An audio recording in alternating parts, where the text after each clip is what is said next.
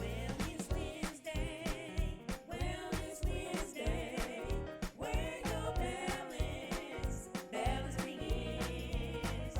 Wellness Wednesday, Wellness Wednesday, it's your space to revive again.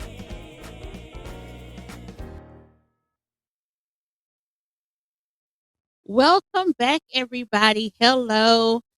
You're here again for Well Life Wednesday, where we focus on nurturing mental health, emotional wellness, and whole person healing one conversation at a time. I'm your host, Christy Hooper, licensed clinical mental health counselor supervisor, and today we're diving into a topic that many people live in without even realizing it. Today's episode title is Unlearning Survival Mode, moving from coping to thriving. Okay. So now let me ask you something. Have you ever felt like you were always in go mode? Have you ever felt like you were always in go mode? Always pushing through, always managing a crisis, always reacting instead of living. Maybe you're functioning. Maybe you're even accomplishing things. But deep down, you feel exhausted, tense, or constantly waiting for the next problem. That feeling is often what we call survival mode. And many people, especially people who have experienced trauma, chronic stress, or difficult life transitions, have lived in survival mode for so long that it feels normal. But today we're going to talk about how to recognize it, understand it, and slowly begin the process of unlearning it so that you can move forward to something healthier, which is thriving. So let's take this journey with me. Let's start with the basic understanding. What is survival mode, right? Survival mode is when your mind and your body are focused on getting through, not necessarily living fully. It's the state to where your nervous system is constantly preparing for danger, stress, or emotional pain. Survival mode often shows up as constant stress, overworking, emotional numbness, hypervigilance, difficulty relaxing, feeling like rest is unsafe or unproductive, always waiting for the next problem. When someone lives in survival mode,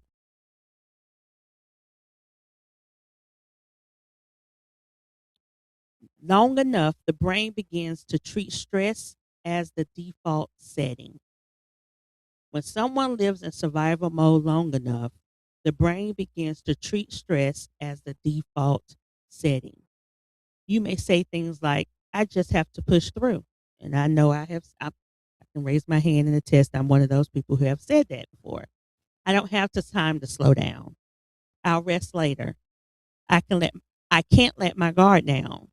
Survival mode can develop from many experiences: childhood trauma, financial instability, toxic relationships, caregiving stress, chronic crisis environments, and growing up in unpredictable homes.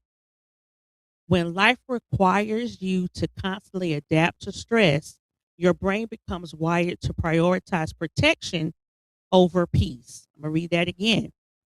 When life requires you to constantly adapt to stress, your brain becomes wired to prioritize protection over peace. And the truth is, survival mode once served a purpose. It helped you get through. But what helped you survive in the past may now be preventing you from thriving in the present. A lot of times we fall back on past uh, we revert back to past behaviors, issues, experiences, and we take that into our present and oftentimes into our future.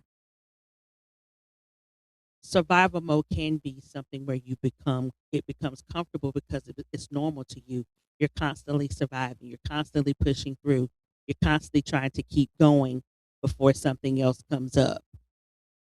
But if you don't ever stop to um, figure out ways to prevent that, to mitigate, to um, not have to be in survival mode, where now you can look at your current situation and your environment and say, okay, I did survive.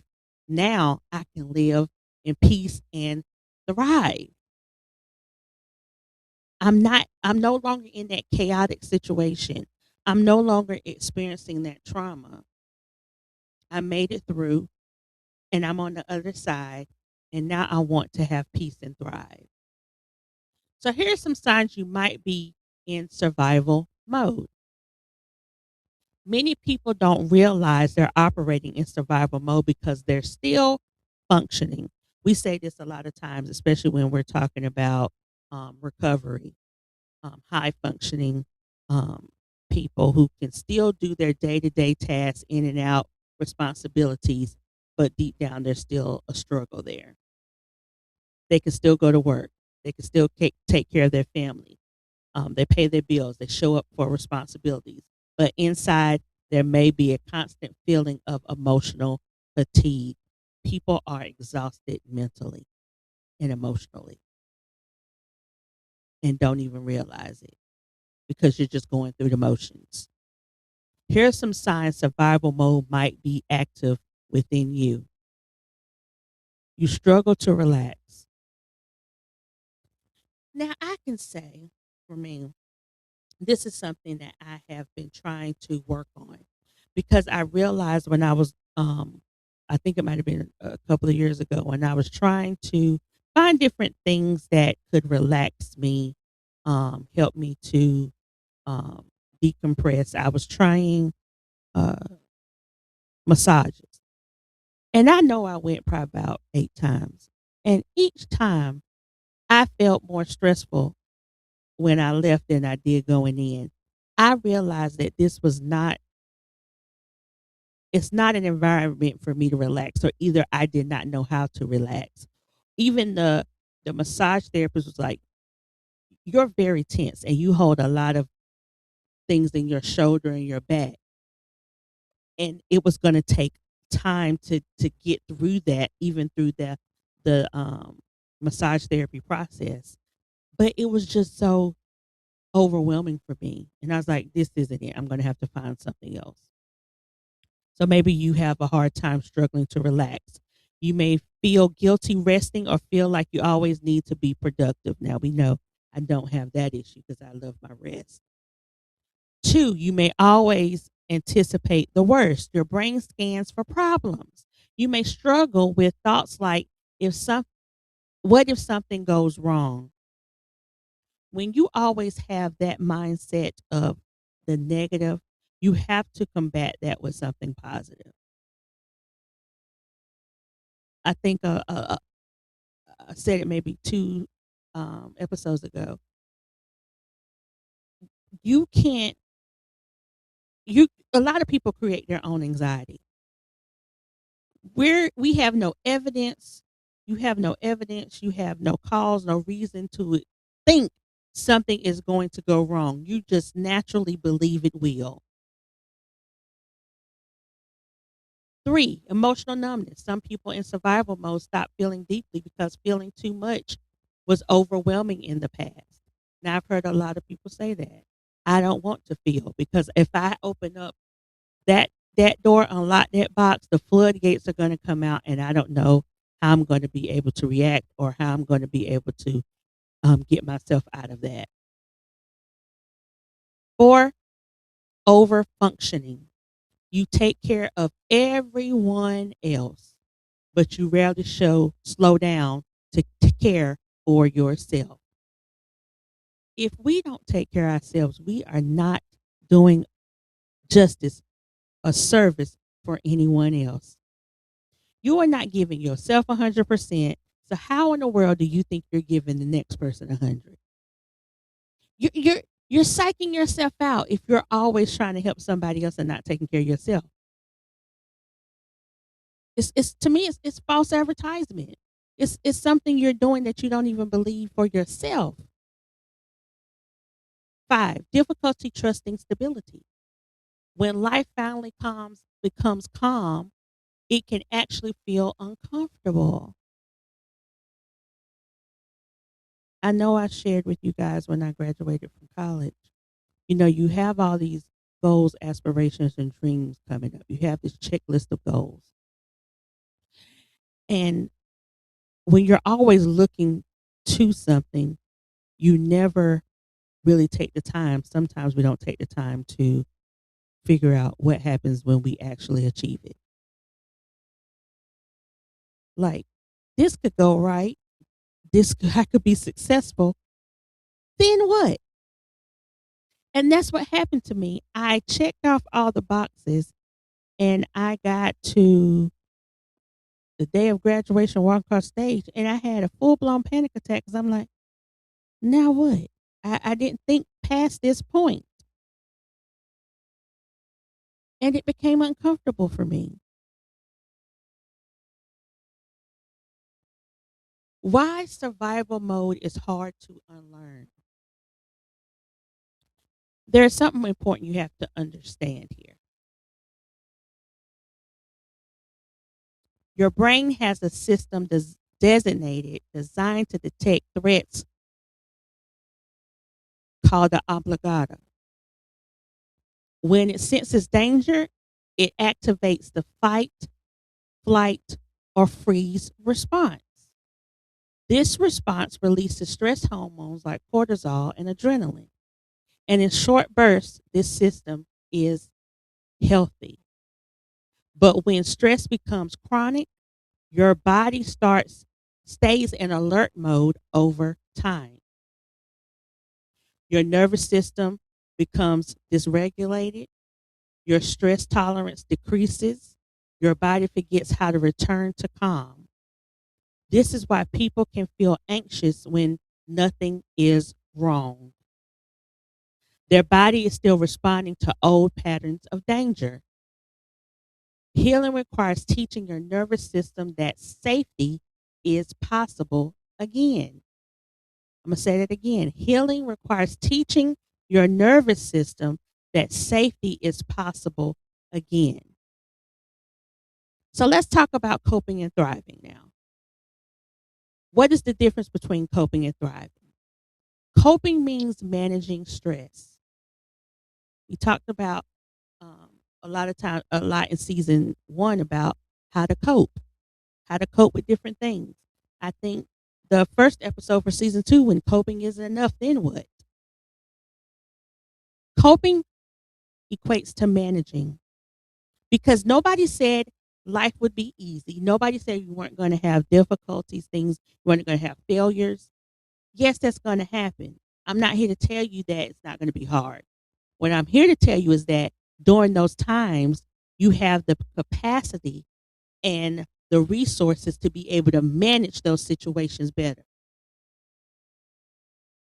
Thriving means experiencing growth, joy, and emotional freedom. That means, in spite of everything I went through, I can still see the positive. I can still see my blessings. I can still say it has been worse and I got through it and I'm still here. And that is freedom for me. That's growth. That's joy. Coping might sound like I'm getting through the day.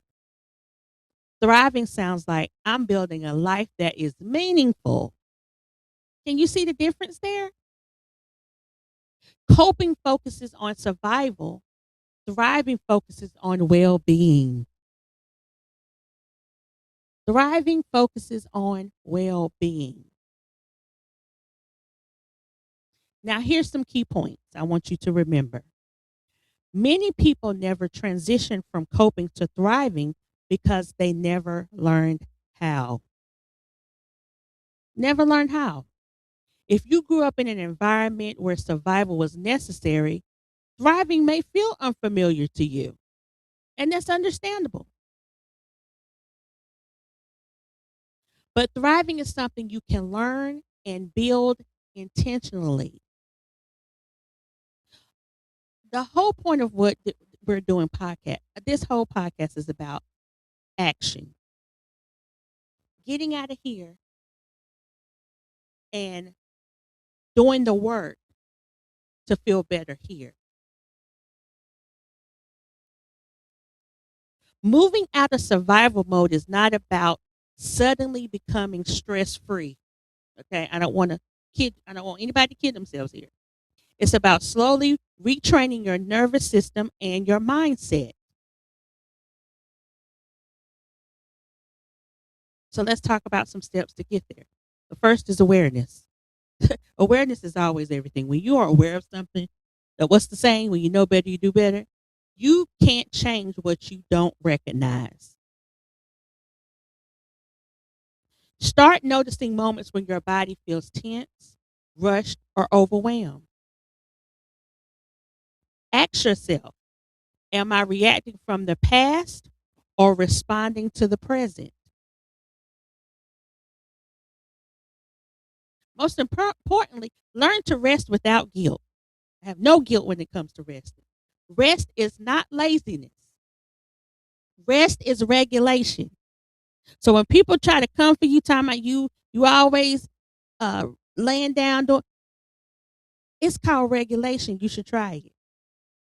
I know what my body needs. You might not need to lay down. I might need a reset because if I don't, I could go left, and I don't want that. I want to do what's totally 100% best for me so that I can be able to give out in the world 100% of my best self to others. Your body needs moments of calm in order to heal from prolonged stress. When you have a really stressful day and people are just doing too much for you, you need to go rest.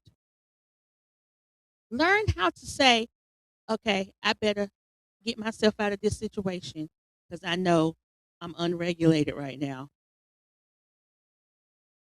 And I know I need some regulation in my life. It's okay to say I have to have a pause moment, stop, and get out of this. Whether people understand it or respect it or not, that's not my problem. I'm trying to make sure I'm okay. Safe relationships. Healing often happens in healthy relationships. Supportive friends, families, mentors, therapists, or spiritual communities can help your brain experience safety again. I don't know how many times I got to say, you might have to let some people go who mean you no good. If you were in this thing with me when it was messy and unhealthy, and you're not on the same path of getting healthy, I got to let you go because guess what? That's going to be a trigger. You got to be honest with yourself that you can't be around those people right now because you're not strong enough. When you're starting out on a journey of recovery, sobriety, all of that, you have to uh, engage yourself from certain people, certain places, so that you can heal, get strong. Now, down the line, maybe you can revert back to that just to do a check in. Maybe try to pull somebody else up. But right now, no, I can't do it. Can't be around you. I need people who gonna support what I'm trying to do right now. You get around like minded people. Because guess what? When you was in that mess doing that stuff, or in those unhealthy, all of y'all had the same mindset. It was all unhealthy. So why I'm gonna stay in there when I'm trying to get healthy? Emotional processing. Many people in survival mode suppress emotion. Healing requires allowing yourself to acknowledge and process those things. Healing requires allowing yourself to acknowledge and process those feelings.